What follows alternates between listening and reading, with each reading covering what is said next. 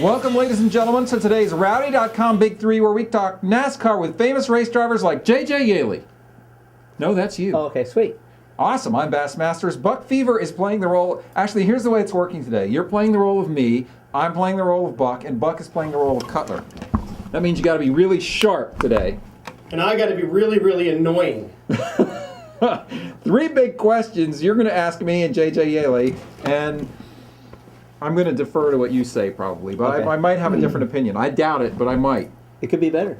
I doubt that too. All right, what's the first question, Buck? Well, let's talk about Denny Hamlin. He had a crap-filled day. He did really, really poorly. The whole day wasn't filled with crap. Well, The last few laps were. That's the point. He goes away. He lost a lot of points. He didn't win the race. He dominated. But in reality, he was the best car out there, was he not? Well, he was the best car for most of the race, I would say.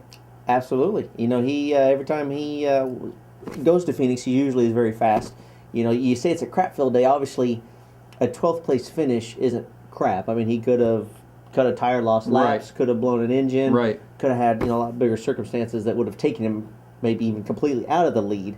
With him having a 15-point lead going into Homestead, that still puts a ton of pressure on the 48 team because they have to go out there and do everything they possibly can. Win the race, lead the most laps, do all of that, which, you look from statistics, not Jimmy's best racetrack. Not to say that he's not going to go win, but Denny Hamlin runs very well at Homestead. Last time. So, the pressure is definitely still on the 48. And obviously, I know Denny would like to have gone to Homestead and had a 50 or 60-point lead and really not had to worry about anything other than a mechanical failure. Now, a little bit more pressure, but, the edge is still on their side. So if you're Denny Hamlin, obviously you have this crushing disappointment because of what could have been. Certainly. But you take a day and you step back and you say, all right, we went to Phoenix, we lost a few points, but we outran them there, basically. We outran them at Texas. We outran them at Martinsville. You know what? We'll just go to Miami. We'll just do the same thing and we'll be fine.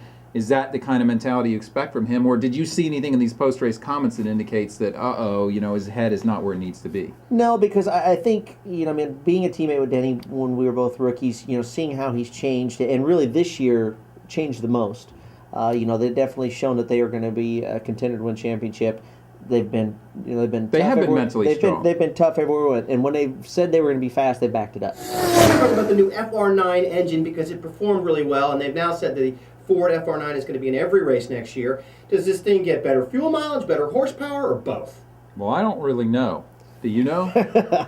Well, this past week, driving the 26 Air Guard cars the first time, I've driven a Ford.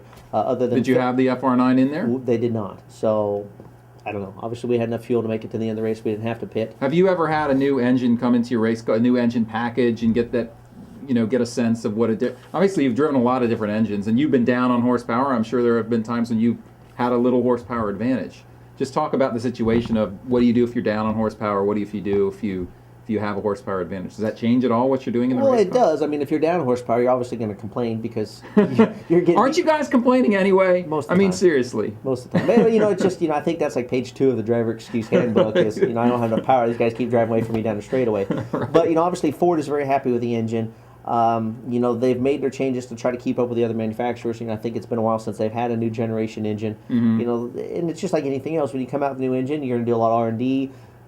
Money's a lot tighter now than it was 3 or 4 years ago, so it may take longer to develop those engines. So, the fact that they're happy with the way the engines are running, they're not having any kind of, mechanical failures, obviously most important when you come to cup racing because these races are very long. You turn a lot of RPM.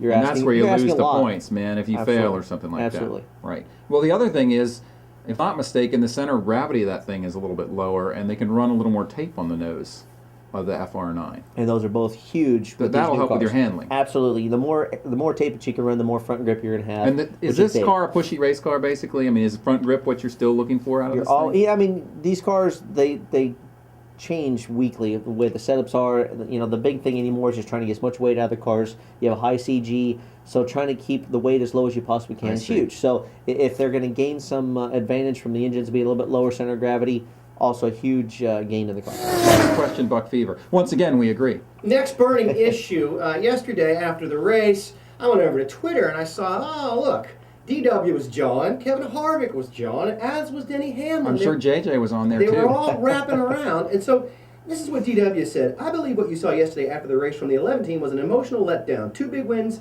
and championship in hand, and then an oh crap moment. Yeah. Then Kevin Harvick says to DW, you still get a check from Hendrick? He says, I think he does. And Hamlin says again, yeah, I guess you're right. We shouldn't even show up. He says, we shouldn't even show up if we're against all that. Is it good that DW and Harvick and Hamlin are John on Twitter or not?